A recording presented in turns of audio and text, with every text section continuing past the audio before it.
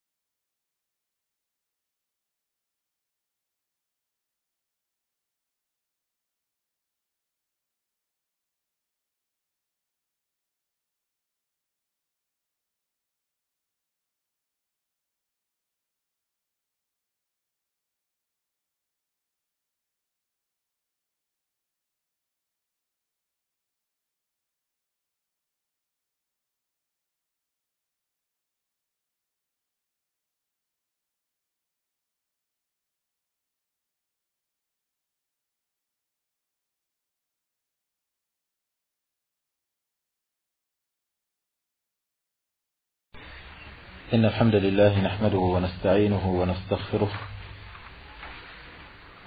ونعوذ بالله من شرور أنفسنا ومن سيئات أعمالنا. من يهديه الله فلا مضل له ومن يضلل فلا هادي له، وأشهد أن لا إله إلا الله وحده لا شريك له، وأشهد أن محمدا عبده ورسوله. يا أيها الذين آمنوا اتقوا الله حق تقاته ولا تموتن إلا وأنتم مسلمون. يا أيها الناس اتقوا ربكم الذي خلقكم من نفس واحدة وخلق منها زوجها وبث منهما رجالا كثيرا ونساء، واتقوا الله الذي تساءلون به والأرحام إن الله كان عليكم رقيبا. يا أيها الذين آمنوا اتقوا الله وقولوا قولا سديدا يصلح لكم أعمالكم ويغفر لكم ذنوبكم، ومن يطع الله ورسوله فقد فاز فوزا عظيما. ثم أما بعد، فإن أصدق الحديث كلام الله، وخير الهدى هدى محمد صلى الله عليه وعلى آله وسلم، وشر الأمور محدثاتها، وكل محدثة بدعة، وكل بدعة ضلالة، وكل ضلالة في النار. تصح العبادة التي هي الغاية من خلق الخلق، كما قال تعالى: وما خلقت الجن والإنس إلا ليعبدون. وإذا كان أصل النجاة لا يحصل للعبد إلا بصحة التوحيد وسلامته من شوائب الشرك، فإن تمام النجاة لا يحصل إلا بصحة العبادة وسلامتها من شوائب البدعة. ولقد جعل النبي صلى الله عليه وعلى آله وسلم فقه العبد عنوان إرادة الله به الخير، فقال صلى الله عليه وعلى آله وسلم: من يرد الله به خيرا يفقهه في الدين. رواه البخاري ومسلم وغيرهما. وعظمة هذا العلم وشرفه تجل عن الوصف والإحاطة، ذلك أنها أحكام تساير المسلم وتلازمه في عموم مسالك حياته فيما بينه وبين ربه وفيما بينه وبين عباده. فبها يشد حبل الاتصال بعبادة ربه، فبها يشد حبل الاتصال بعبادة ربه في علانيته وسره من طهارة وصلاة وزكاة وصيام وحج ونسائك. وبها ينشر راية الإسلام ويرفع منار القرآن، وذلك في فقه الجهاد والمغازي والسير والأمان والعهد ونحو ذلك. طيب، أين توقفنا في المرة الماضية؟ إلى هنا؟ هنا. طيب، جزاك الله خير. من هذا الدرس بإذن الله يكون فيه أسئلة لكل واحد يحضر نفسه حتى يعني يتلقى السؤال. وبها ينشر راية الإسلام ويرفع منار القرآن، وذلك في فقه الجهاد والمغازي والسير والأمان والعهد ونحو ذلك. ما معنى كلمة منار؟ منار القرآن. قال ويرفع منار القرآن. من يذكرنا بمعنى كلمة منار؟ يلا يا شباب.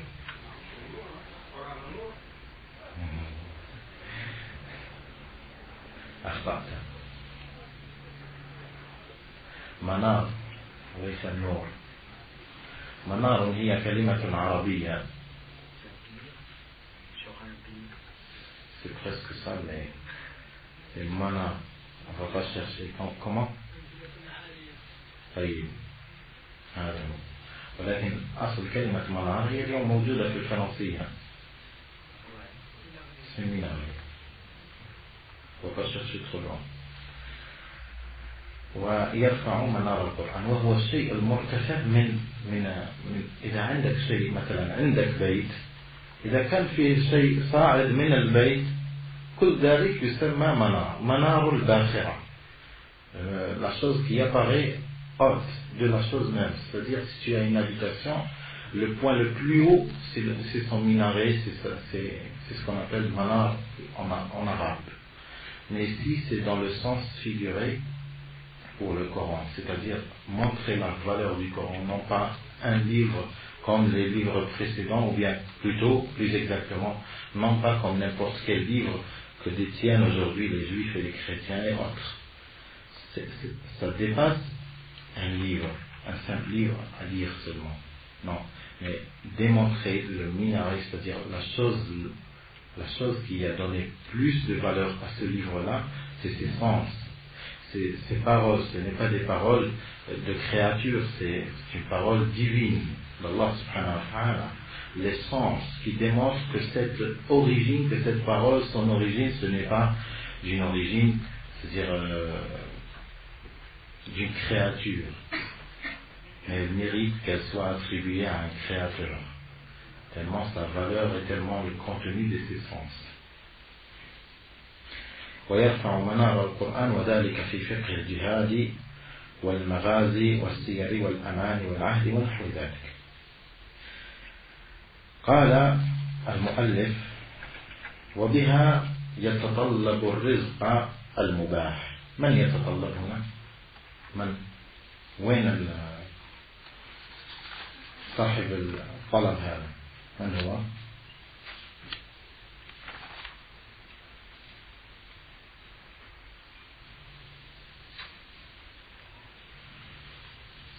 صاحب الطلب هو مذكور.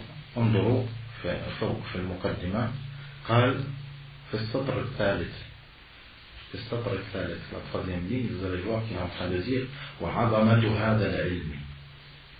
Essayez de lire la phrase وعظمة هذا العلم وشرفه تدل عن الوصف والإحاطة ذلك أنها أحكام تساير المسلم وتلازمه في عموم مسالك حياته. C'est المسلم. هذا المسلم, c'est lui qui est concerné par le verbe ici. وبها يتطلب يعني وبها يتطلب المسلم الرزق المباح. Ça en liaison c'est toujours des plus, c'est-à-dire جمل كلها معطوفة. C'est des phrases, c'est des actes attribués à ce musulman. وبها يتطلب الرزق المباح ويبتعد عن مواطن الإثم والجناح. C'est-à-dire, c'est avec la connaissance de ces lois, c'est-à-dire la loi islamique, en connaissance de ces lois, on peut accéder directement à la façon la meilleure et la façon que Allah subhanahu wa ta'ala veut et qu'il demande de nous de la faire, c'est-à-dire se mettre en conformité avec la loi divine, qu'elle soit des versets du Coran ou bien qu'elle soit de la Sunna authentique du prophète sallallahu alayhi wa sallam. وبها يتطلب الرزق المباح. الرزق c'est quelque chose, c'est les bienfaits qui viennent d'Allah, qui sont dans notre vie quotidienne, mais qui te donnent la permission de les avoir. C'est-à-dire ces bienfaits, elles sont permises à n'importe qui les détient, qui peut les acquérir. Parmi ça, les payes, quelqu'un qui travaille, qui est embauché, qui travaille, il attend à la fin du mois, il attend une paye. Il attend une somme de son patron qui lui donne de l'argent. Est-ce que cet argent, il lui est permis vraiment? Ce n'est pas n'importe quelle personne dans l'islam, ce n'est pas n'importe quelle personne qui travaille et qui touche une paye qui lui est droit, qui lui est permis de prendre cette paye-là. Étant donné, ici, ça nous donne une image difficile à concevoir. Bien sûr, si on voit par un regard de quelqu'un de matérialiste. Mais si on voit par quelqu'un qui est musulman, qui se met toujours en conformité, qui demande toujours est-ce que ça lui est permis ou pas, c'est-à-dire qui se met en conformité avec Sharia, Allah subhanahu wa ta'ala, il demande est-ce que ça lui est permis ou pas. Même s'il donne un effort, ce n'est pas n'importe quelle personne qui donne des efforts de lui-même et qui se trouve fatigué à la fin du mois, qui dit ça me revient de droit. Non. Parce que le permis il est cité et le non permis, l'interdit, il est cité, comme dit le prophète sallallahu alayhi wa sallam. Le permis il est clair et le licite il est clair et l'illicite il est clair. Et entre ces deux-là, c'est des choses, c'est-à-dire des ambiguïtés. Al-halal bayyin wal-haram bayyin. وبينهما أمور مشتبهات لا يعلمهن كثير من الناس فمن اتقى الشبهات فقد استبرأ لدينه وعرضه ومن وقع في الشبهات وقع في الحرام كالراعي يرعى حول الحمى يوشك أن يقع فيه. Alors, ce n'est pas n'importe quelle chose que tu peux tenir et prendre, elle t'est permise. Parce que, en vérité, il n'y a pas de différence dans l'apparence de deux actes. Une personne, elle trouve de l'argent posé sur une table, cette personne prend cet argent et il part. Une autre personne, pareil, il trouve de l'argent sur cette table et il prend cet argent et il part. Dans l'apparence, c'est pareil. Mais dans le vrai sens, est-ce que c'est le sien? Est-ce que c'est le sien? C'est ce qui nous donne la différence entre quelqu'un qui est en possession de son argent même et quelqu'un qui est en possession d'un argent ou d'une valeur d'autrui qui ne lui revient pas de droit. Alors la personne, s'il travaille, est-ce que ce travail, il est permis? Ce n'est pas quelqu'un qui va cueillir des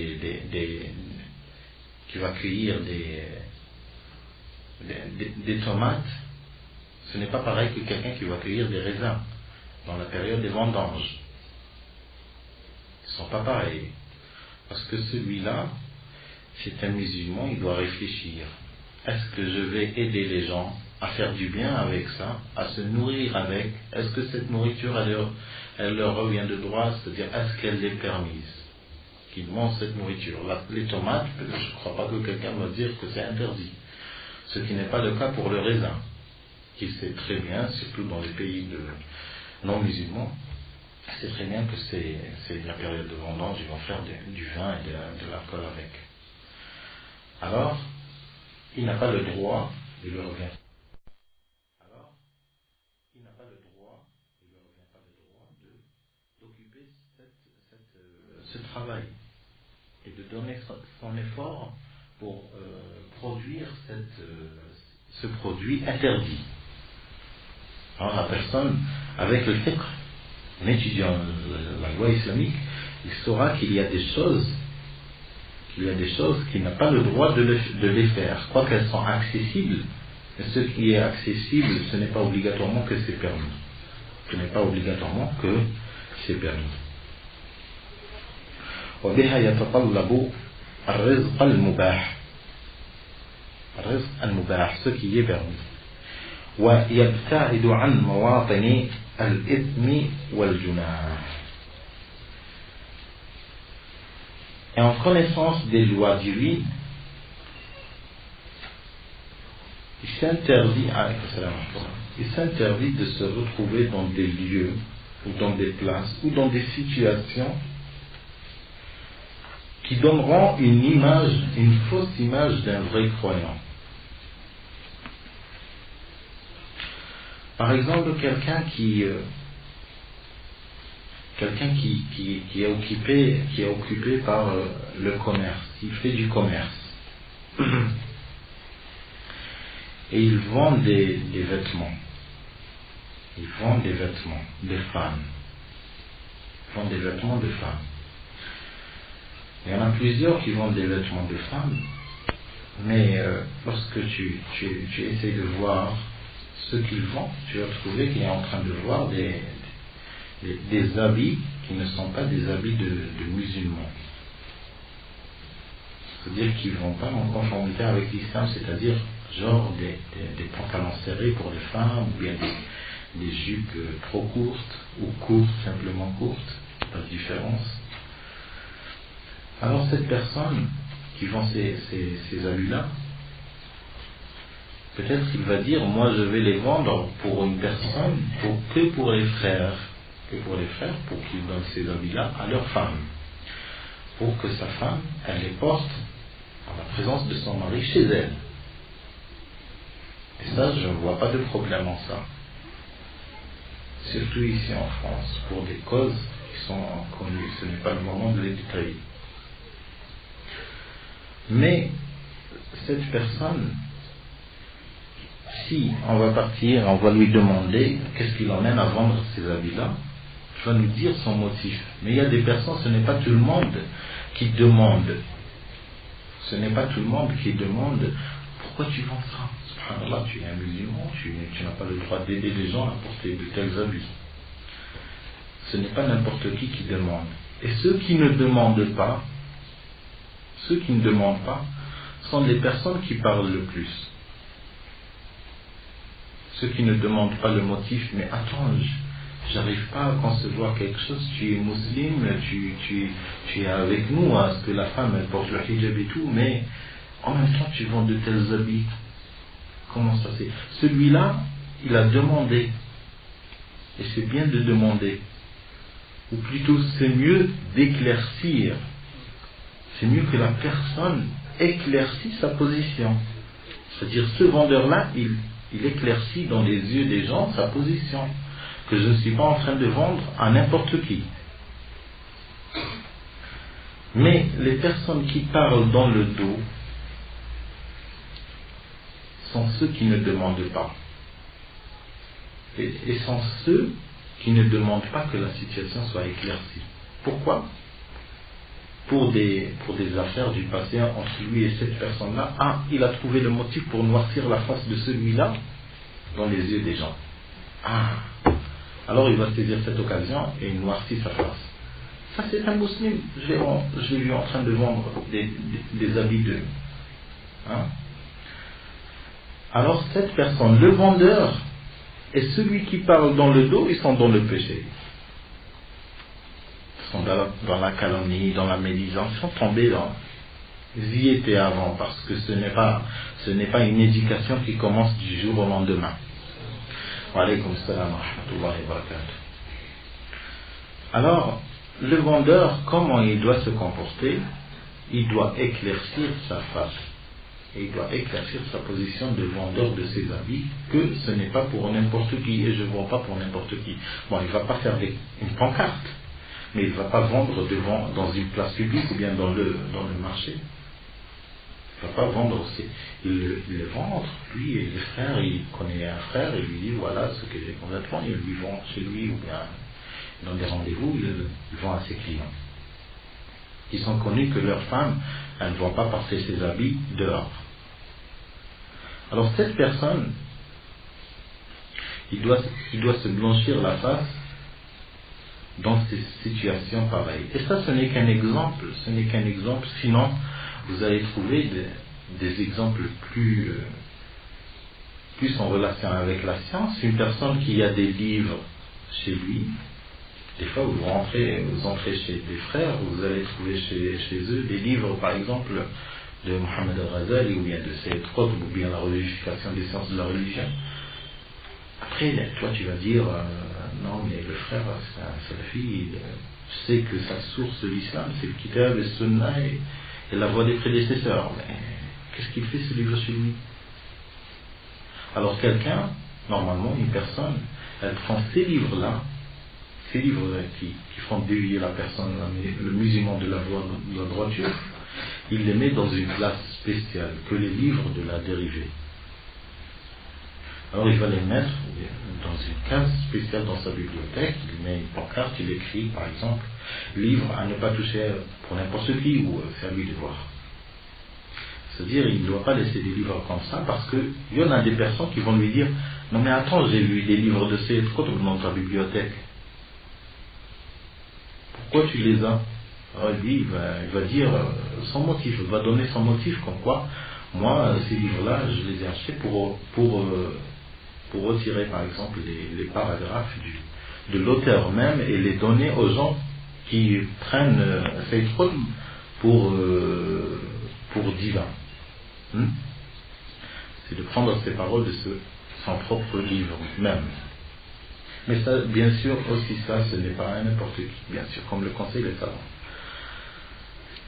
Alors, il y a des personnes aussi qui ne demandent pas.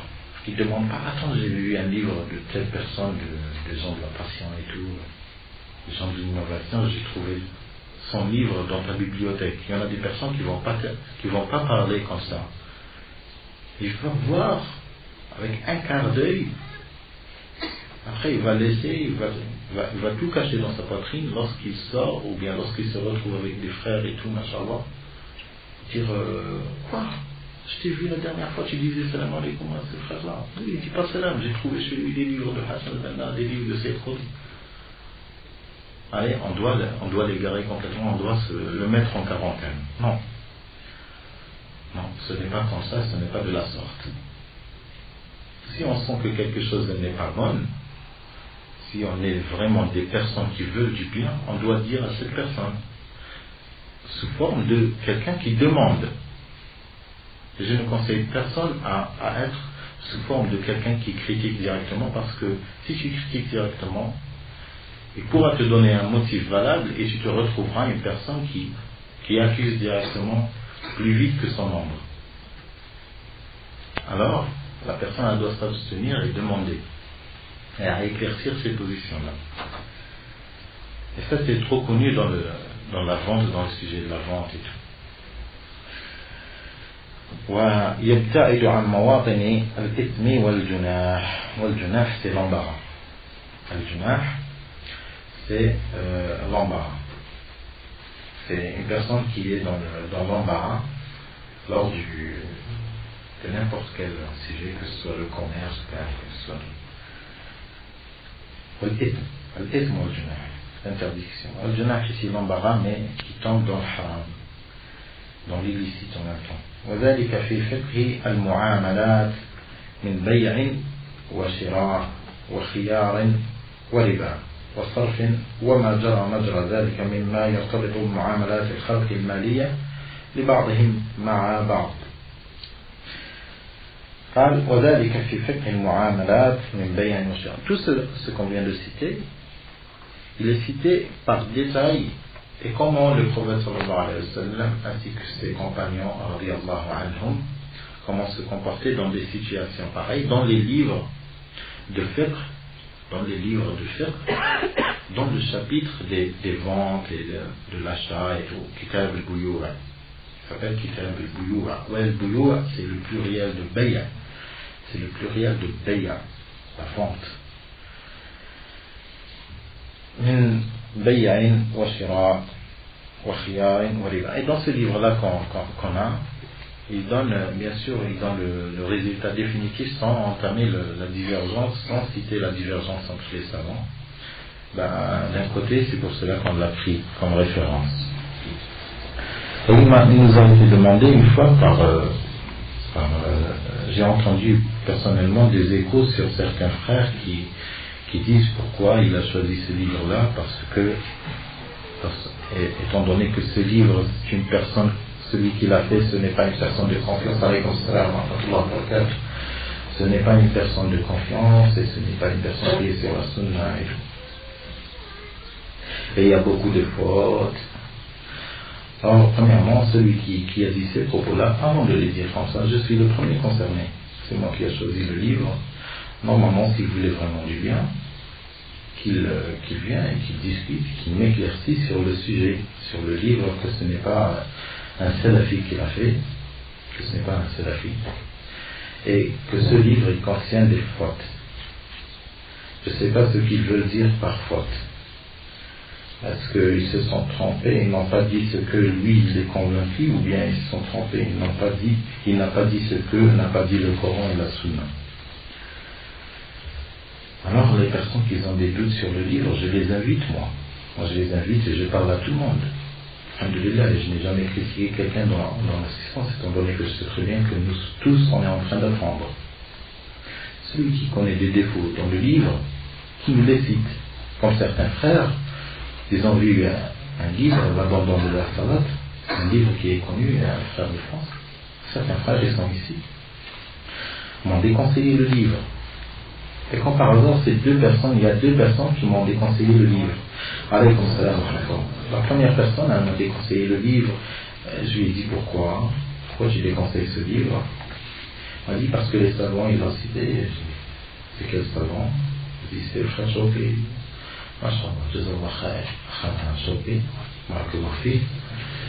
Mais est-ce que tu as su ce qu'il y a dans le livre? Il t'a éclairci sur les points qui sont pas bons. Il m'a dit non, mais il a dit que c'est pas bien. Non, j'accepte pas ça. Moi, j'accepte pas ça. Si on écoutait à n'importe quelle personne qui dit que ça ce n'est pas bien, et tu lui demandes le motif, et il te dira pas, il te dit seulement qu'il y a des gens qui ont dit que c'est pas bien, on va pas lire un livre. Aucun livre, on va le lire. Même le Coran, on va pas citer les versets des attributs d'Allah subhanahu wa ta'ala, parce qu'on va trouver des personnes qui disent non, ne citez pas ces versets-là parce qu'ils mettent les gens dans la divergence. Alors, mais un autre frère, il m'a éclairci sur le sujet, il m'a dit je te demande de déconseiller aux gens ce livre, et lui-même, le frère même, il l'a déconseillé. J'ai dit pourquoi? Il m'a ouvert le livre sur des passages dans le livre de l'abandon de la salat, où il y a un passage qui accuse les savants qui disent que celui qui fait pas salat, ce n'est pas un mécréant, mais c'est toujours un musulman. C'est toujours un musulman, mais il est trop bas de foi. Qui cet abandon de la salat ne le fera pas exclure de la communauté. Vous savez très bien que l'abandon de la salat, il y a des divergences entre deux groupes de savants. Depuis l'époque du prophète sallallahu alayhi wa sallam, après la mort du prophète sallallahu alayhi wa sallam, les Sahaba radiyallahu anhum, ils étaient en divergence dans le sujet. Il y a certains qui disent que c'est un mécréant, il y a d'autres qui disent non, il a commis un coffre, mais ça ne le fera pas exclure de la communauté. Il sera toujours considéré musulman, mais qui a commis un kufr. Et le kufr par acte, il est plus grave que les grands péchés, étant donné que le péché que Allah subhanahu wa ta'ala, il le cite, il le nomme comme kufr, ce n'est pas comme un péché que Allah n'a pas nommé comme kufr. Alors la divergence, ça a toujours existé depuis les compagnons, depuis Tabi'in, jusqu'à nos jours où il y a eu l'imam Cheikh Abdelaziz ibn Baz rahmatullah alayhi, qui dit que celui qui ne fait pas la salat, c'est un mécréant, avec des détails bien sûr. Avec le Cheikh Ibn Ataymi min Ahl al-Ilm, et le Cheikh Al-Albani rahmatullah ta'ala alayhi, il dit que celui qui ne fait pas la salat, ce n'est pas un mécréant, il a commis un acte pire que les grands péchés, mais ça ne le fera pas exclure de la communauté. Il a commis un kufr qui ne le fera pas exclure de la communauté. Avec des détails bien sûr, et les détails c'est que dans Cheikh Al-Albani, c'est que cette personne, si tu l'appelles à faire la prière 3 jours, il sera emprisonné, tu l'appelles pendant 3 jours à faire la prière, il ne la fera pas.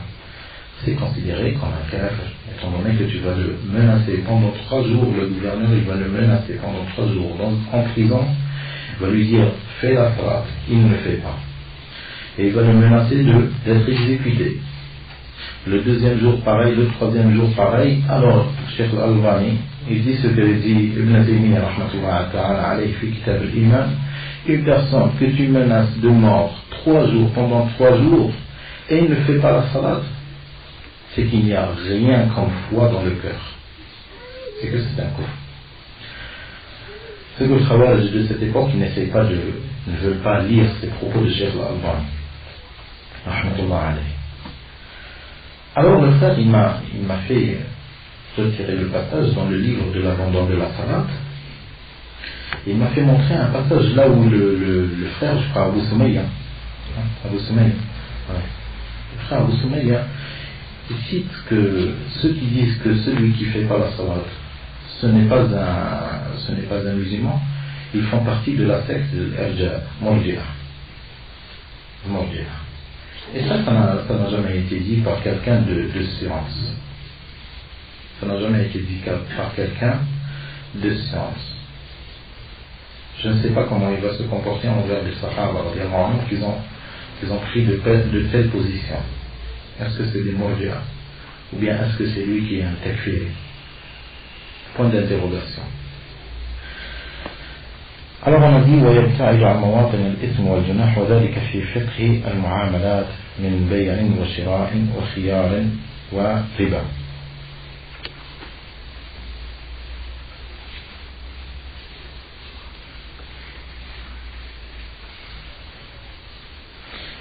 Alors je viens de me rappeler le sujet où on était, c'est que le livre qu'on a entre les mains, c'est الوجيز في فقه السنة والكتاب العزيز. J'ai en personne contacté Cheikh Mashhour Hassan Salman, l'auteur du livre أخطاء المصلين القول المبين في أخطاء المصلين. Je l'ai contacté lui-même et il m'a dit c'est un livre que la personne ne peut pas lire en personne, même surtout si c'est un débutant, parce que c'est un livre qui, ses sens et ses termes renferment beaucoup de sens, et que la personne elle se retrouvera perturbée parce que ce n'est pas un livre trop explicite sur beaucoup de sujets. Mais il m'a dit, mais le livre, il est super, il est masha'Allah, et son auteur, nahsabuhu ala khayr. Comme ça il a dit. Ce qu'on est convaincu sur son auteur, c'est qu'il est sur la droiture, alhamdulillah, sur Sunnah. Alors ceux qui ont autre que ça, ils nous feront éclaircir. Ils nous feront éclaircir, inchallah, avec les preuves. Ce n'est pas après le cher tel, parce que dans ce livre-là, alhamd, je ne vois que les hadiths du prophète sallallahu alayhi wa sallam.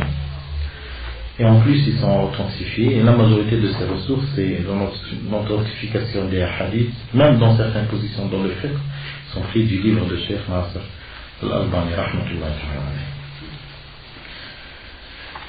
وذلك في فقه المعاملات من بيع وشراء وخيار وربا. المعاملات, فقه المعاملات. On a dit que le fiqh, comme on l'a cité avant, dans les séances précédentes, on a cité que le fiqh il est divisé en deux. En fiqh, l'ibadat, les adorations, c'est-à-dire sawm, zakat, hajj, salat, كل هذه العبادات, et le fiqh du comportement entre toi et quelqu'un d'autre, une autre créature, et entre toi et la société, entre la société et toi, entre toi et le gouverneur et sa communauté, la communauté avec son gouverneur, et ainsi de suite, le pays musulman avec le pays non musulman, les musulmans avec la vie du musulman dans les pays non musulmans, la vie du chrétien dans un pays musulman ou non musulman dans un pays musulman. Tout cela il est cité dans fiqh al-mu'amalat. Alaykoum salam wa rahmatullahi wa barakatuh. Tout cela il est cité dans fiqh al-mu'amalat, qui traite en même temps les chapitres de vente et d'achat. Alaykoum salam wa rahmatullahi wa barakatuh. Qui traite en même temps le sujet de la vente et l'achat, le commerce. Une personne elle va demander pourquoi il a fait rentrer un riba ici, étant donné que riba c'est clair que c'est haram vraiment, mais la personne, comme vous savez très bien, lorsqu'il demande la science, il ne demande pas que la personne, lorsqu'elle demande la science et elle apprend la science, il ne va pas demander seulement ce qui est bien. Ce qui est bien, seulement il va laisser le mal. Il va dire, étant donné que c'est du mal, je ne vais pas l'apprendre. Non. Ça, c'est une mauvaise conception. Et Sahaba radiallahu anhum, ils n'étaient pas comme ça. Il est tellement clair dans le hadith de Hudayfa ibn al-Yaman رضي الله عنه, حديث عظيم جدا. قال حذيفة بن اليمان رضي الله عنه: كان الناس يسألون النبي صلى الله عليه وسلم عن الخير وكنت أسأله عن الشر مخافة أن يدركني. حذيفة بن اليمان, صحابي, un élève du prophète صلى الله عليه وسلم.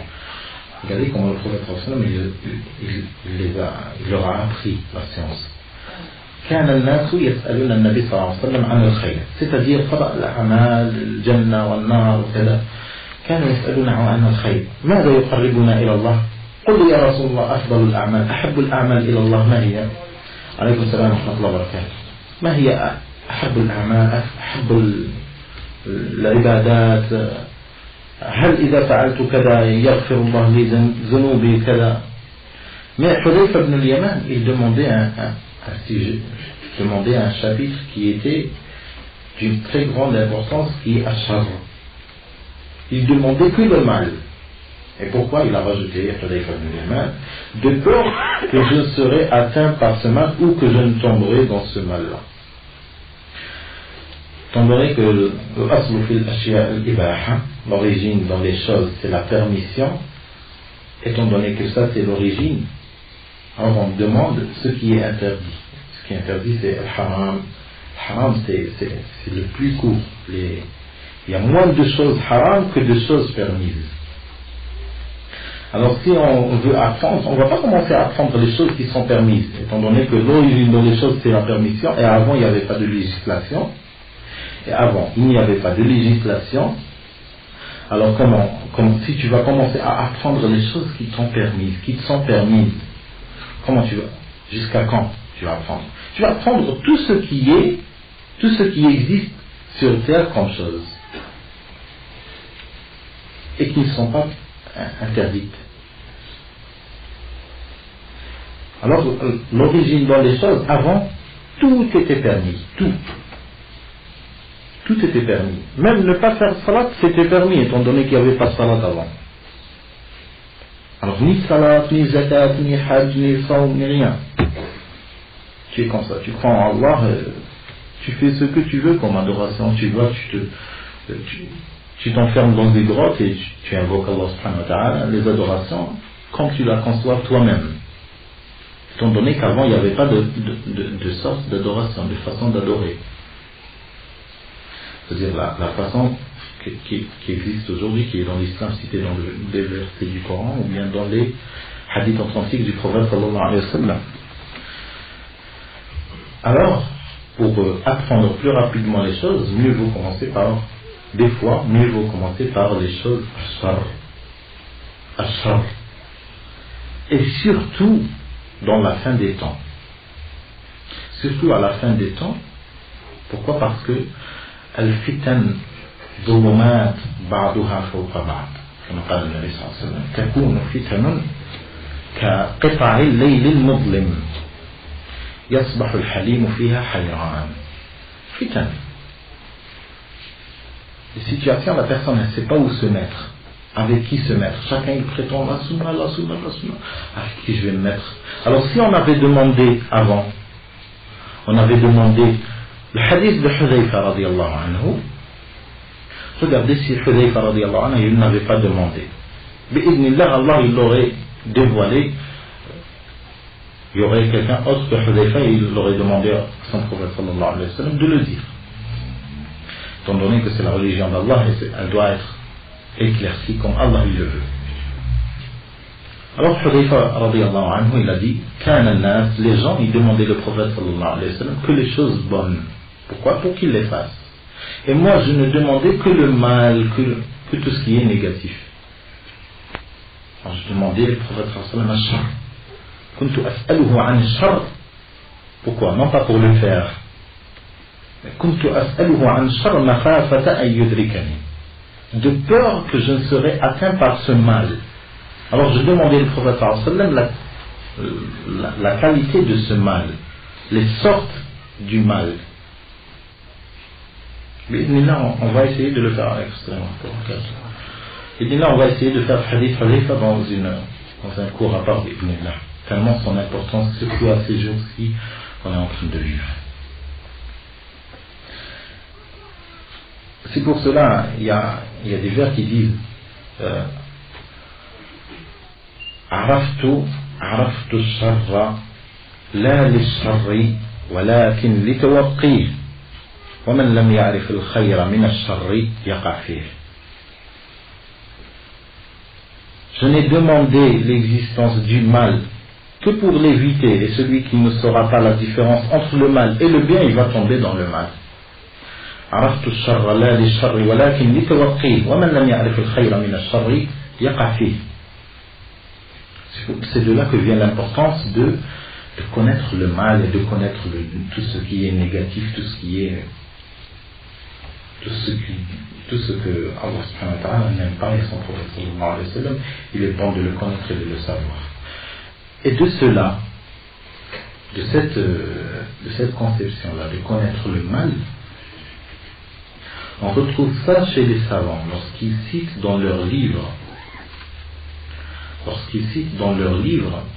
des ahadiths selon le prophète sallallahu alayhi wa sallam, mais vous allez trouver dans leur chaîne de transmission des menteurs. Des menteurs, vous allez trouver des personnes qui ne sont pas dignes de confiance, vous allez trouver des innovateurs, vous allez trouver des innovateurs plus spécialement qui rapportent des récits qui renforcent leur innovation. Vous allez trouver ça dans des livres que leurs auteurs sont des imams dans l'islam. Je vais vous citer des exemples. Vous allez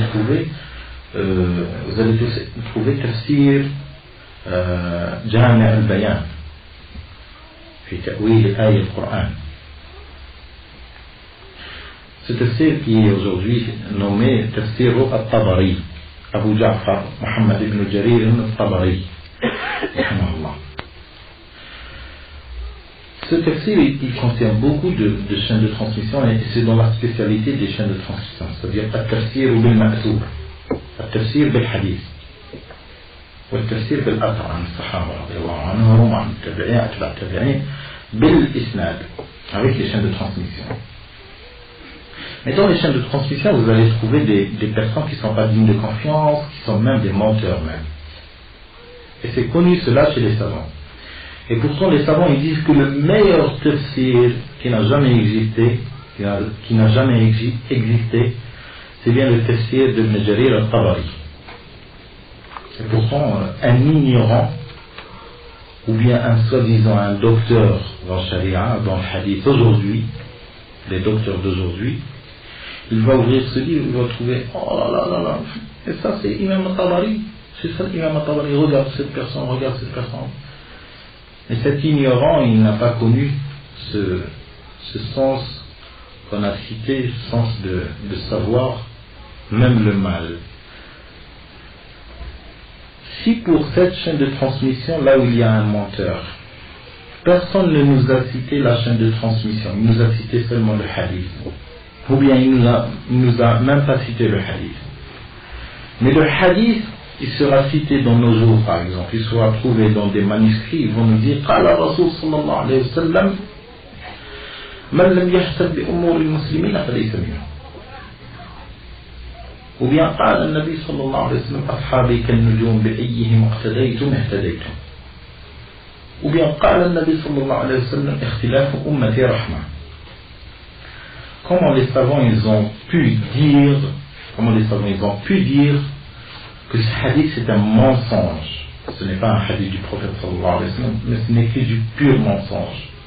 Comment ils ont pu dire, si ce n'est les imams comme Ibn Abi Hatim, et l'imam comme At-Tabari, et l'imam comme Ibn Kathir, et l'imam comme Al-Mizzi, et l'imam comme d'autres imams qui nous ont rapporté ce hadith et ils l'ont rapporté dans leur livre avec la chaîne de transmission.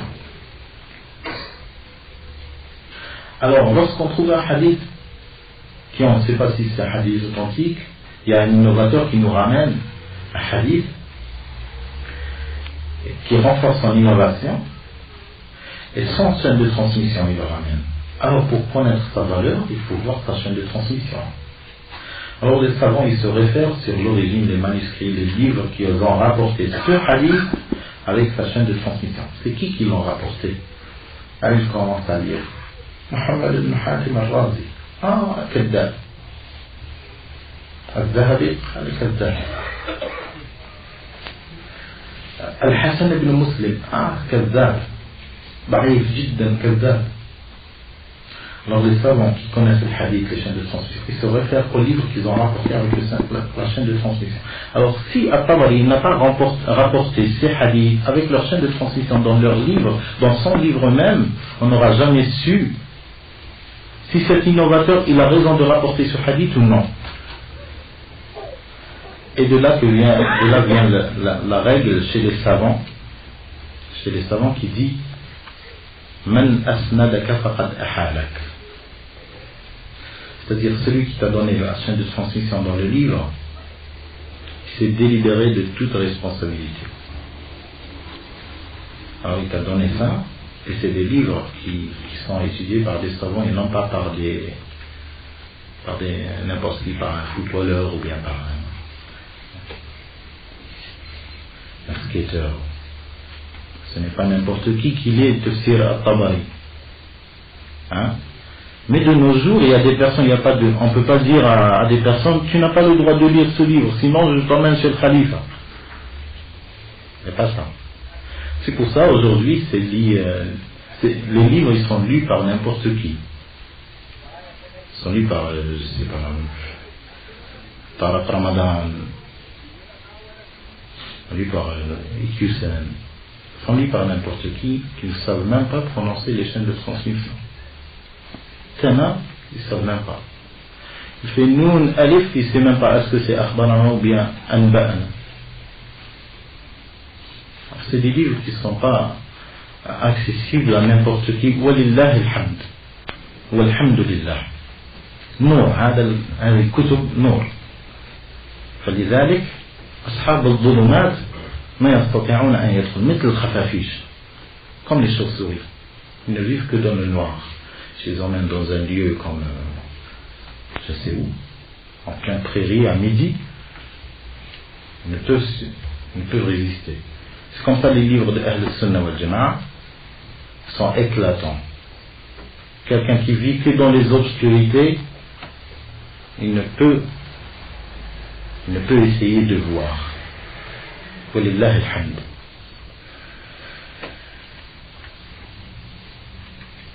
قال وذلك في فقه المعاملات من بيع وشراء وخيار وربا. Alors pour cela, on a su qu'il a cité ici Cheikh Bakr Abou Zayd, étant donné qu'on est en train de lire l'introduction, plutôt un extrait de l'introduction de Bakr Abou Zayd à son livre Al-Taqrib, le fait Ibn Qayyim al-Jawziyya, rahmatullah alayh. Il a cité Al-Riba, c'est de là que vient l'importance. Al-Riba, c'est vrai, c'est haram. أحل الله البيع وحرم الربا. خلاص آية محكمة واضحة سهلة في متناول الجميع.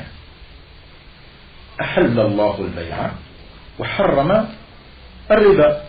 ما قال وحرم 2.5 أو 70% أو إذا كنت في بلاد الحرب أو في بلاد الإسلام. إن قد يسأل الله سبحانه وتعالى ولو كان من عند غير الله لوجدوا فيه اختلافا كثيرا. S'il était d'une source autre que divine, ils auraient trouvé une divergence, ils se seraient mis dans une divergence vaste. Donc il ne peut s'en sortir.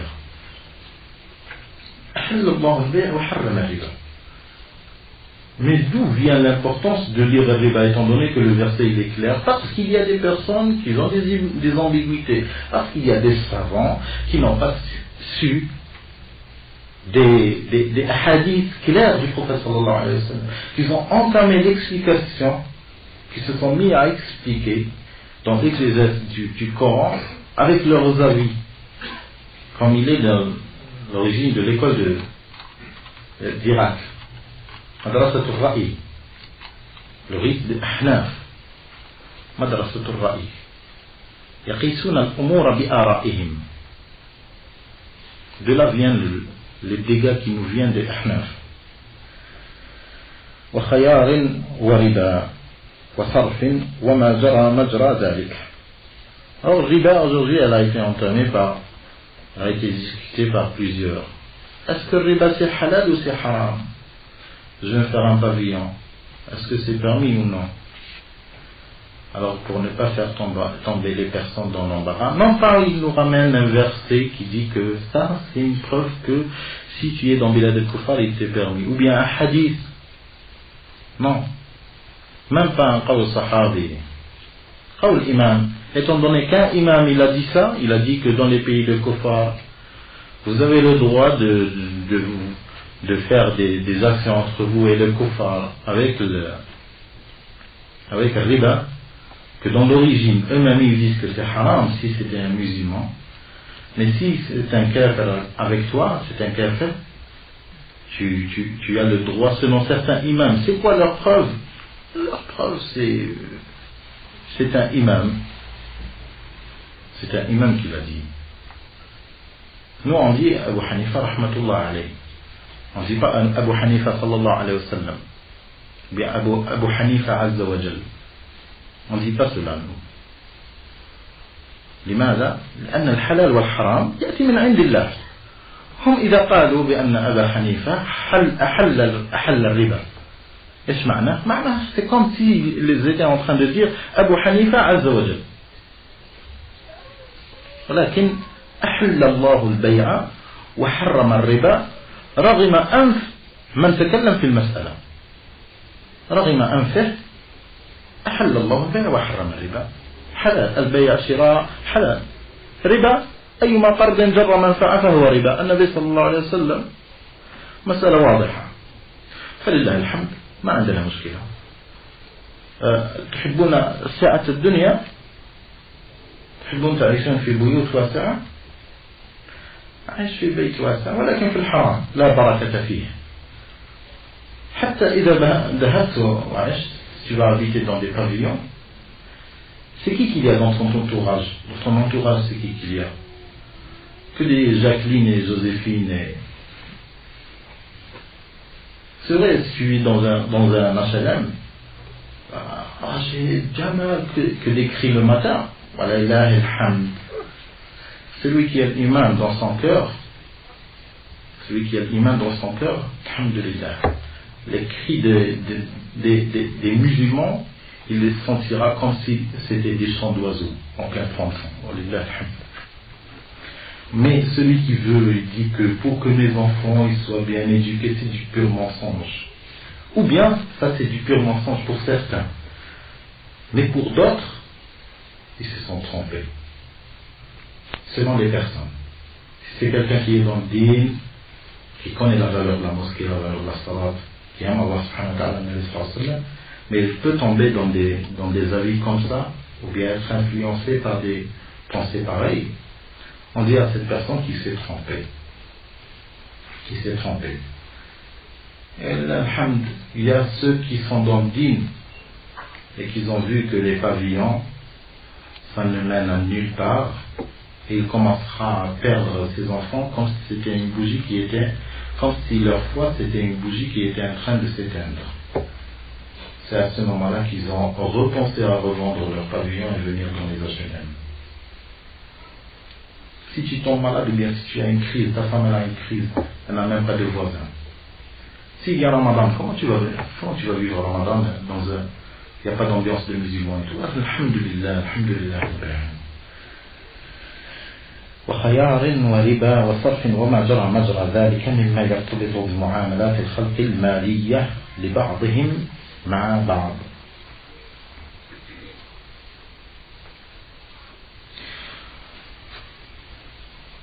Le chef il a dit, on revient sur la ligne. Il a dit وذلك في فقه المعاملات من بيع وشراء. De là vient l'importance de savoir comment faire la vente et l'achat et tout. Certains ils se convertissent au alhamd et d'autres ils reviennent à l'islam. Ils se remettent sur la droiture plutôt. Correction faite.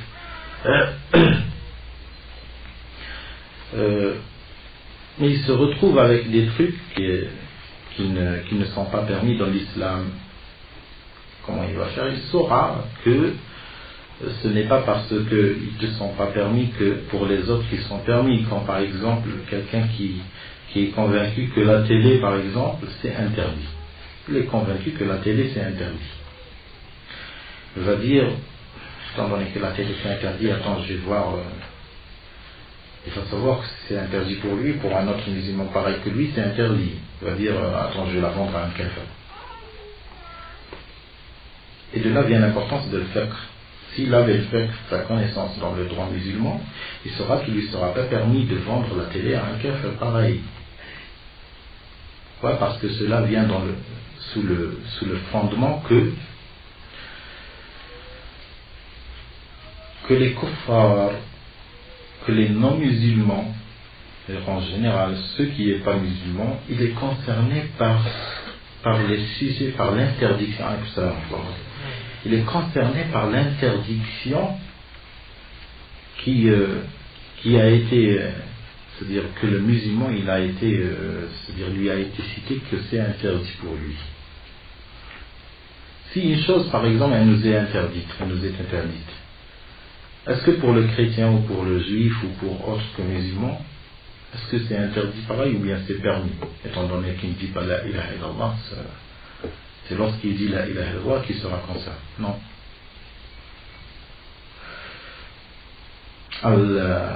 Al-Kuffaru, les savants ils disent Al-Kuffaru mukhatabuna bi furu' al-shari'a. Al-Kuffaru mukhatabuna bi furu' al-shari'ati am la. Est-ce qu'ils sont concernés par les détails de le licite et l'illicite? Est-ce que les kuffars ils sont concernés par le licite et l'illicite? Est-ce que le kafir il sera châtié par exemple s'il mange avec la gauche ou il boit avec la gauche? Est-ce qu'il sera concerné par ce qui est cité dans l'interdiction? Oui, il est concerné. Ça c'est en tous les cas le sujet est d'une grande divergence. Mais الراجح من كلام أهل العلم أنهم مخاطبون بفروع الشريعة. C'est pour cela lorsqu'on était chez Cheikhuna, lorsqu'on était chez lui, certains frères ils lui ont demandé à Cheikh, certains frères ils se sont remis dans le manhaj et tout. Alors ils demandent qu'est-ce qu'on fait avec la télé, on la vend à des kuffars Il a dit non. Il a dit qu'est-ce qu'on fait avec la télé alors? Ce n'est pas une question à poser. Normalement, c'est pas permis, c'est pas à lui. Alors il a dit qu'est-ce que tu fais? Tu ouvres ta fenêtre et tu la jettes.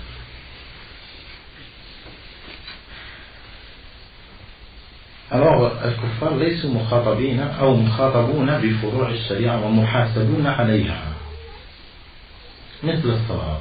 هل الله سبحانه وتعالى يحاسب الكفار على تركهم الصلاة؟ نعم، يحاسبهم الله تعالى على تركهم الصلاة، ويحاسبهم قبل ذلك على تركهم، على إشراكهم بالله، سبحانه وتعالى. قالوا ما سلككم في سقر؟ قال الله تعالى يقص لنا الحديث الذي يجري, le discours qu'il y a entre les anges de l'enfer et ceux qui sont dans une prison en plein enfer, que cette prison elle s'appelle Saqar.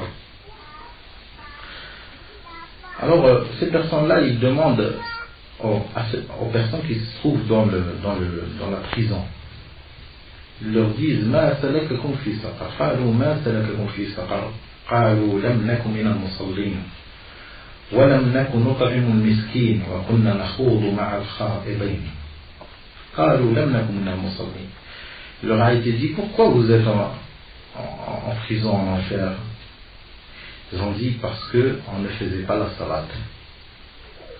Alors ça c'est un des versets qui sont en preuve chez les savants qui disent que les kuffars qui sont concernés par l'interdiction et la permission, ils sont concernés par ça. C'est une des preuves tangibles ou claires qui sont concernés, étant donné qu'Allah subhanahu wa ta'ala les a placés dans cette prison parce qu'ils ne faisaient pas salat. En plus que c'était des associateurs, mushrikoun, كانوا مشركين، ولكن زيادة على ذلك زاد الله لهم في العذاب وأنهم في سجن في سقر. قالوا ما سلككم في سقر؟ قالوا لم نكن من المصلين ولم نكن نطعم المسكين وكنا نخوض مع الخائضين. Et on a aussi le hadith que le prophète sallallahu alayhi wa sallam l'avait bien pour ne pas rentrer dans ce fondement-là, sinon on ne va pas s'en sortir. وذلك في فقه معاملات من بيع وشراء وخيار وربا وصرف وما جرى مجرى ذلك مما يرتبط بمعاملات الخلق المالية لبعضهم مع بعض وبها تجرى الأموال في وظائفها الشرعية من وقف ووصية ونحوهما من أحكام التصرفات المالية. Ça c'est un des plus grands problèmes ici en France, étant donné que la majorité des frères sujet qu'ils demandent après Tawhid, walillah alhamd, ils demandent surtout sur leur argent. Alors ils sont les plus concernés. Quand vous savez très bien dans le fiqh, la personne elle n'est pas obligée de connaître tout le fiqh. Tu n'es pas obligé de connaître par exemple le fiqh de l'héritage. Comment est la pédagogie? C'est que la personne elle est concernée à apprendre obligatoirement un chapitre dans le fiqh qui elle est en face de cette situation. Par exemple, aujourd'hui, toi, tu es tout seul, célibataire et tout, tu n'es pas obligé d'apprendre ce qu'a la femme. Est-ce que c'est menstrué, c'est lochi, comment tu vas faire? Est-ce que tu vas avoir des rapports avec elle avant qu'elle se lave, après sa période? Tu n'es pas obligé. Il serait mieux d'apprendre, c'est un ilm nafa. كل علم من الشريعة هو علم نافع وهو فرض كفاية. إذا وجد في الأمة من يحسن هذا الفقه سقط عن الباقين. Si dans la communauté on va trouver une personne qui assimile bien tous les sujets de fiqh, les autres personnes ils ne sont pas blâmés. Ils ne sont pas blâmés, ils ne sont pas rendus responsables de leur ignorance. Mais la personne, si elle se met en face d'une situation, il est obligé, par exemple, il va se marier, alors il est obligé à ce moment-là de connaître fiqhu al-ishrat al-nisa, fiqhu al-hayd wal-nifas, fiqhu al-nikah, شروط النكاح الخطبة الولي التوكيل وغيرها من مسائل النكاح. Il sera obligé, non pas il laisse le dernier moment, il appelle, tu viens nous faire un mariage, oui d'accord je viens, après tu vas là-bas, après tu trouves la sœur et le frère. Non mais attends, mais où est-ce qu'il est le tuteur? Pourquoi c'est obligé? Non, tu viens et il faudra connaître, il faudra savoir avant, il faudra demander. Dis-nous, qu'est-ce qu'il a dit Allah sur le sujet du mariage? C'est quelle fille que je dois marier? C'est pas comme c'est pas quand on va trouver des frères qui sont mariés avec des personnes qui ne sont même pas dans le dîn, peut-être elles ne font même pas salat. Après il va tomber dans les problèmes, après il va dire j'ai envie de divorcer. Pourquoi tu es divorcé? Tu n'es pas divorcé déjà? Tu es déjà divorcé. Qui est-ce qui t'a dit que tu es marié? Zina. Rajul, un homme, il vit avec une femme qui ne fait pas salat. Le gouverneur, il doit les séparer jusqu'à ce que cette femme elle fasse tawba. Et s'il y a la législation islamique, elle sera mise en prison. Sinon, s'il ne veut pas l'emmener au tribunal, qu'il vit avec elle, mais il ne vit pas dans le halal. Il n'est pas en train de vivre dans le halal. Ou bien une femme, elle est dans le dîn et tout, son mari, c'est un charlatan, comment on dit, sahir. Sahir, sorcier. C'est un sorcier. Il ne fait rentrer de l'argent que de la sorcellerie chaque jour, 2000, 3000, 4000 francs chaque jour. Franchement, c'est bien. Hein? Vous payez le peuple. Payer une voiture cash, machin, c'est bien.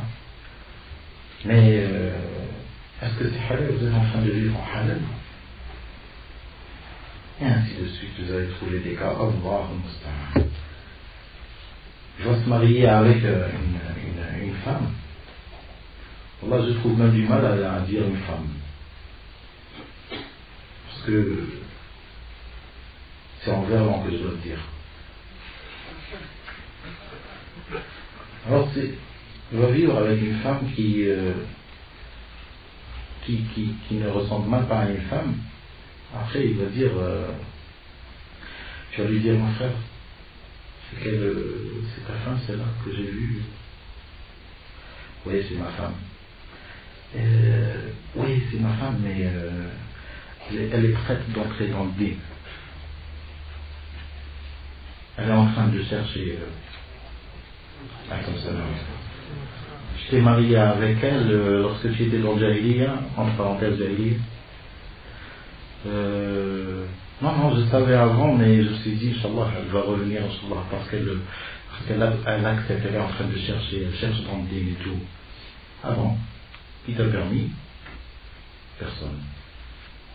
Quand certains me disent, certains ils m'ont donné un conseil, ils m'ont dit, tout cela c'est des personnes qui étaient dans le Jahiliya. Et il ne pouvait pas s'en passer. Oh, il s'est marié et il l'a laissé. Et lorsque tu vas lui dire, il te dit, elle est prête, elle veut accepter, Inch'Allah, elle veut rentrer, elle est en train de chercher, je lui ramène des cassettes. Ah bon? À ce moment-là, tu vas pas la toucher? Allah Musta'an. Il n'y a pas de baraka. C'est pour ça, chaque jour, je trouve des frères qui viennent et me racontent, je pense divorcer, Inch'Allah. Qu'est-ce qu'il y a de baraka en quoi? Certains une semaine, certains, je ne sais plus le frère, qu'est-ce qu'il m'a raconté, 3 jours, je sais. Mais c'est pas ça qu'il y aura la bénédiction dans le mariage. On n'est même pas capable à assumer la responsabilité du mariage. Il faudra revenir bien avant ce chapitre-là. Est-ce qu'on est prêt à assumer une vie conjugale? Wallahu musta'an. بمعاملات الخلق المالية لبعضهم مع بعض وبها تجرى الأموال في وظائفها الشرعية من وقف ووصية ونحوهما من أحكام التصرفات المالية وبها يقف يقف المسلم وبها يقف على فقه الفرائض المحكمة فيسأل بنصف العلم وتستقر الأموال في يد أربابها على أعدل قسمة وأتم نظام وبها يقف على فقه الفرائض المحكمة.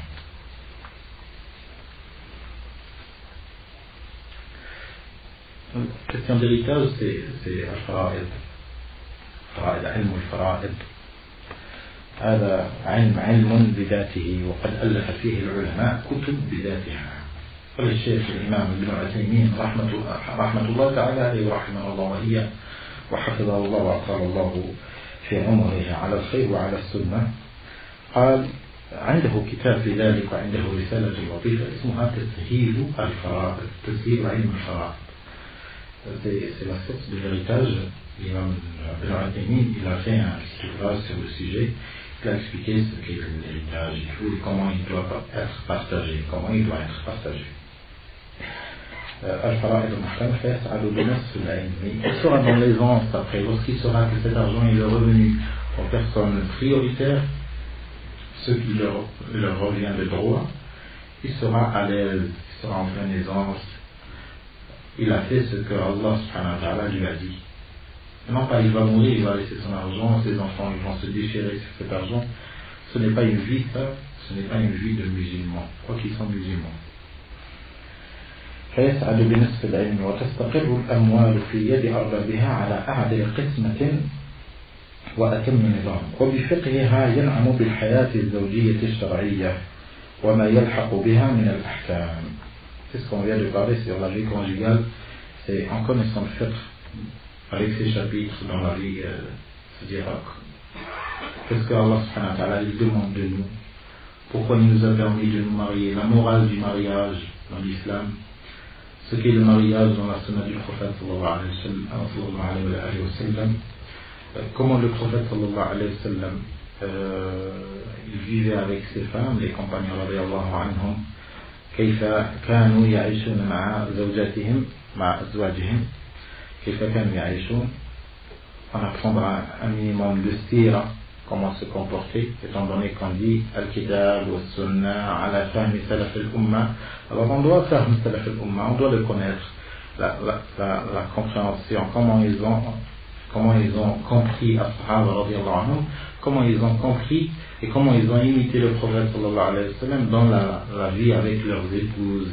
Il faudra connaître et donner, essayer de lire un petit peu un minimum de la vie des compagnons radiyallahu anhum avec leurs épouses, pour que, avec le temps, étant donné que plus vous regardez la vie des prédécesseurs, plus ça forme un craquement. Vous êtes en train de vous frotter avec la vie des prédécesseurs. Ça vous donnera un reflet.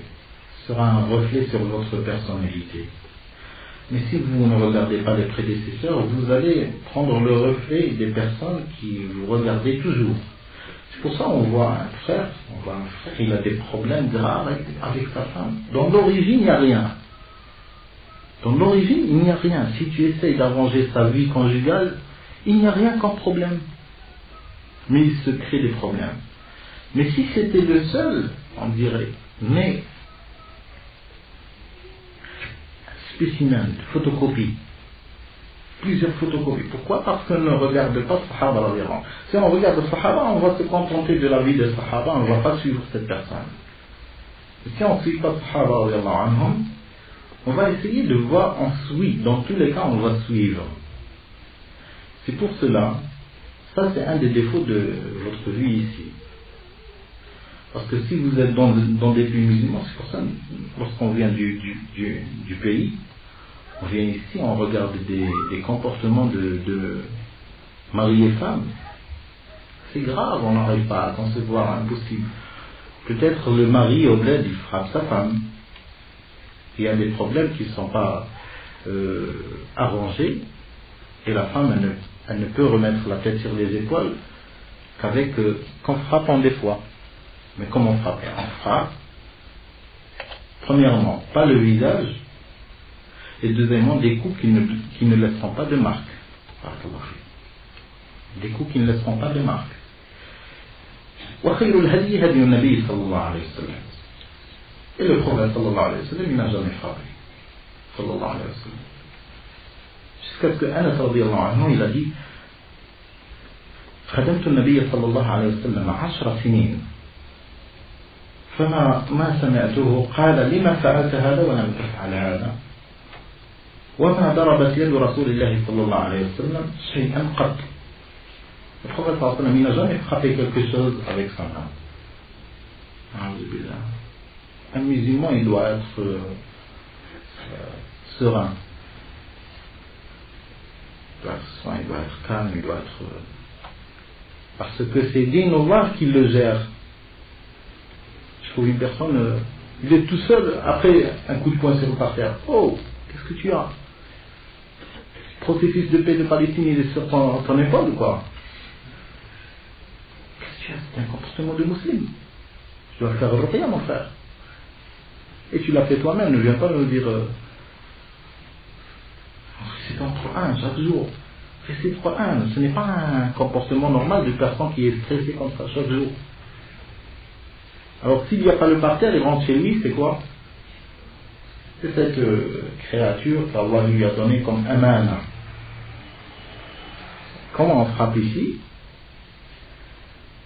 C'est avec une balayette, un coup de pied au visage. La femme, elle perd ses dents complètement, en pleine grossesse, d'un coup de genou au ventre. Allah musta'an. Allah musta'an. Ya muslimun.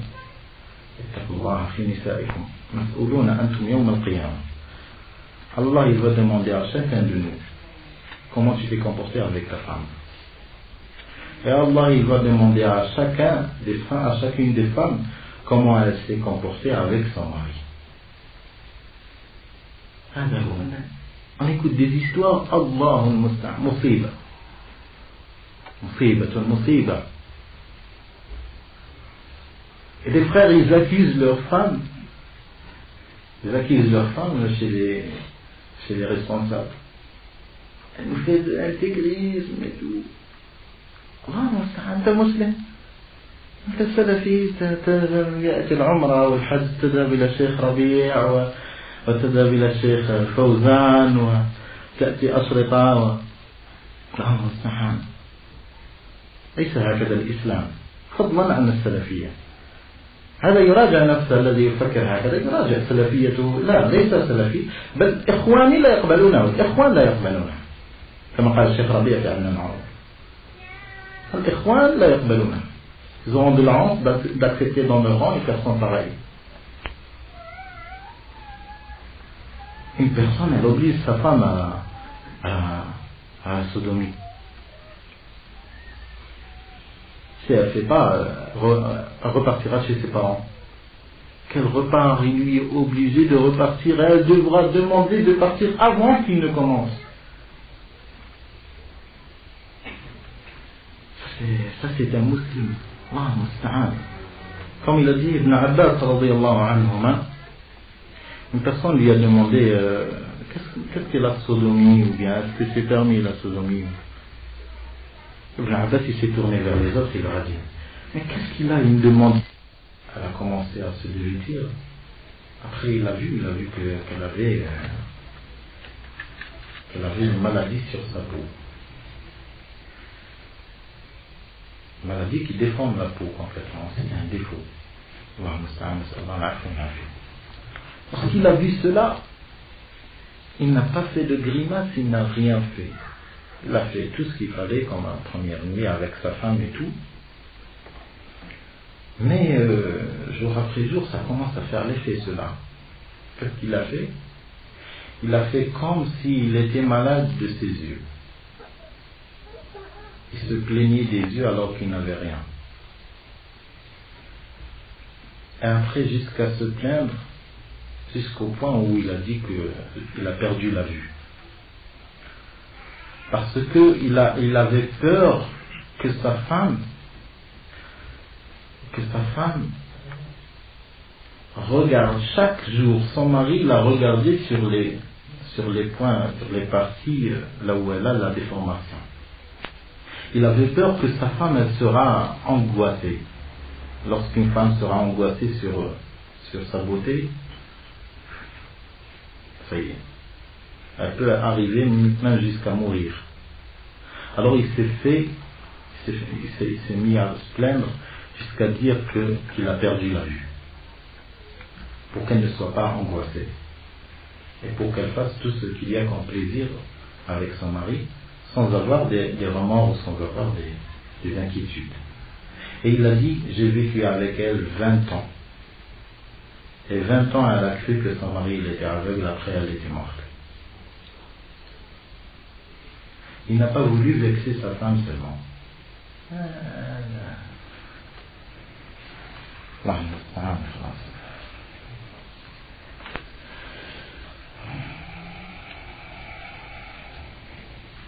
تستقر الأموال في يد أربابها وما يلحق بها من أحكام ويحيط بمدى combien on fait de temps 1h10 d'accord à 30 1h30 tu me diras d'accord ويحيط بمدى محافظة الإسلام الإسلام على ضروريات الحياة المشمولة باسم الجنايات والديات والحدود والتعذيرات فيعيش في أمن وأمان وراحة بال واستقرار. Et l'islam, comme vous savez très bien, ce n'est pas comme les autres religions du fait que l'islam il a traité tous les sujets de la vie quotidienne. Et la vie quotidienne, vous allez voir que, comme vous savez très bien, il y a des fautes dans la société, ce n'est pas n'importe quelle personne qui se soumet au règlement dans la société et qui se soumet à la législation divine. Ce n'est pas n'importe qui. Alors, ce qui prouve que cette religion, c'est une religion divine, une religion d'Allah subhanahu wa ta'ala, c'est que Allah subhanahu wa ta'ala, il veut du bien pour la communauté. Et pour vouloir du bien, il traite tous les sujets dont la communauté elle a besoin. Elle va y passer. Chaque problème, nouveau ou ancien, vous allez trouver la solution dans le Coran et dans la Sunna. C'est pour cela, Allah subhanahu wa ta'ala dit Ma farratna fil kitab min shay. Ma farratna fil kitab min shay. Allah n'a pas délaissé un sujet dont il n'en a pas parlé. C'est vrai, c'est des globalités, mais il a parlé. Ce n'est pas comme certains ils essayent de dire que c'est un sujet ijtihadi, mas'ala ijtihadiya, jurisprudence. Il n'y a pas un texte dans le sujet. Comment ça, il n'y a pas un texte? Comment tu vas faire avec Allah ta'ala ma farratna fil kitab min shay? Il n'y a pas de texte. Et ça, il n'y a pas de texte. Parce que tu veux faire un multipartisme, parce que tu veux t'occuper des campagnes électorales, tu dis il n'y a pas de texte. Subhanallah. Si au moins ils ne connaissaient pas le Coran. Al-Hajiyat, ou fiqh al-Daruriyat, ou ايش هذا؟ كتاب الله سنة النبي صلى الله عليه وسلم. أولويات موجودة ولكن أن تقسم أولويات يعني ça veut dire des priorités, le fiqh des priorités, ça veut dire que on délaisse ce sujet, on va s'occuper du sujet le plus important. Non, ce n'est pas de la sorte. On fait tout en même temps si on a la possibilité de faire tout. Si on a la possibilité de faire tout, on est concerné par l'ordre d'Allah subhanahu wa ta'ala ainsi que l'ordre de son prophète sallallahu alayhi wa sallam de mettre tout en application si on a la capacité et la possibilité. Après, si on n'a pas la possibilité, peut-être que la sunna elle deviendra prioritaire sur l'obligation, parce que cette obligation, on n'a pas la possibilité de la faire, mais cela ne veut pas dire qu'on va délaisser l'obligation, on va délaisser la sunna. Quand certains, par exemple, il se dit, il voit un nouveau qui commence à se mettre dans le din, il va voir qu'il commence à laisser pousser un petit peu sa barbe, il va lui dire, Non, tu sais, l'islam, il y a des priorités. L'islam, il y a des priorités. Qu'est-ce que ça veut dire, il y a des priorités? C'est-à-dire, occupe-toi des choses les plus importantes. Après, tu vas t'occuper à laisser pousser ta barbe. Qu'est-ce que ça veut dire? Pour lui, ça veut dire, les priorités, c'est de mettre les obligations en priorité et de raser la barbe. On est obligé de raser la barbe. Qui est-ce qui a dit ça? Oh, Moussa. L'islam, c'est l'obligation. Si tu es obligé, si tu es concerné, et cela ne veut pas dire que je dis que pousser la barbe, c'est une sunna seulement. C'est un exemple seulement. Sinon, c'est alhamdoulilah, on est convaincu que c'est obligé, et les autres ne sont pas convaincus que c'est sunna seulement, parce qu'ils n'ont pas de preuves. Et si on a la possibilité de faire le wajib, al-rukn, السنة التحسينيات كل شيء في وقت واحد فهذا هو الأولى. هذا هو الأولى لأن التحسينيات تحسينيات, ce n'est pas une obligation, mais ça mène vers la perfection. Ça mène vers la perfection. Inch'Allah, ceci vous allez, pendant le long de votre vie, Inch'Allah, dans le livre, vous allez comprendre un petit peu ça. ويحيط بمدى محافظة الإسلام على ضروريات الحياة المشمولة باسم الجنايات والديات. جنايات, ce qu'il y a comme crime, comme délit dans la société. والديات, ce qu'il y a comme, c'est-à-dire quelqu'un qui commet un crime. Il y a des amendes. Il y a des amendes à payer. Par exemple, quelqu'un qui a commis un crime, a tué une personne, sans le vouloir, par faute, qu'est-ce qu'il a à payer comme amende?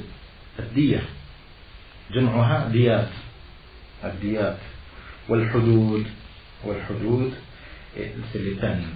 الحدود والتعزيرات aussi c'est les peines. La différence entre les deux peines, c'est que al-hudud, c'est des peines qui sont citées, que le châtiment il est cité dans le verset ou dans le hadith authentique du prophète sallallahu alayhi wa sallam. Al-ta'zirat, c'est ce qu'il n'y a pas de citation dans un verset ou bien dans un hadith, mais la personne, son cas il est remis au juge. Son cas il est remis au juge, il va lui donner des peines par sa jurisprudence, que pour que l'acte ne soit pas commis encore une deuxième fois dans la société. هذا التعزير. فيعيش في أمن وأمان, il va vivre dans la sûreté, dans la tranquillité, dans la communauté. فيعيش في أمن وأمان وراحة بال واستقرار, dans la stabilité dans la société. Et vous trouvez très bien, si vous voulez vraiment voir l'effet que ça a si on est gouverné par ça, c'est l'effet qu'il y a en Arabie Saoudite et l'effet qu'il y a à New York, ou bien à Brasilia.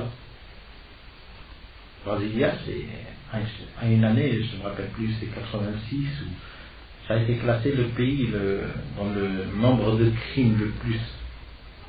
Dans une semaine, 360 et quelques crimes, assassinats, dans une semaine. À Bogota, ce n'est pas comme ça. Alors, la différence entre Riyad, nous, à une certaine époque, en Algérie, à une certaine époque, si quelqu'un il meurt à 400, à 500, à 600 km, il meurt par crime, une autre personne l'a tué, toute l'Algérie, elle saura. Maintenant, si quelqu'un il est mort par maladie, personne ne pourra savoir. Il est mort par maladie. Attends, c'est qui l'a tué? Non, je t'ai dit par maladie. C'est-à-dire quelqu'un qui est mort obligé, normalement il est tué. Allah يعيدنا الأمن والسلام وراحة بال واستقرار. Ça fait 100 conditions. Bon, on va arriver. On va mettre fin ici, Inch'Allah, et samedi, en 15 jours, Inch'Allah, on va remettre. On va terminer, Inch'Allah, l'extrait plutôt de l'introduction de Cheikh Bakr Abou Zayd. بإذن الله سبحانه وتعالى. سبحانك اللهم وبحمدك أشهد أن لا إله إلا أنت أستغفرك وأتوب إليك. صلى الله وسلم وبارك على نبينا محمد وعلى آله وصحبه أجمعين. جزاكم الله خير. غدا إن شاء الله أصول الثلاثة بإذن الله.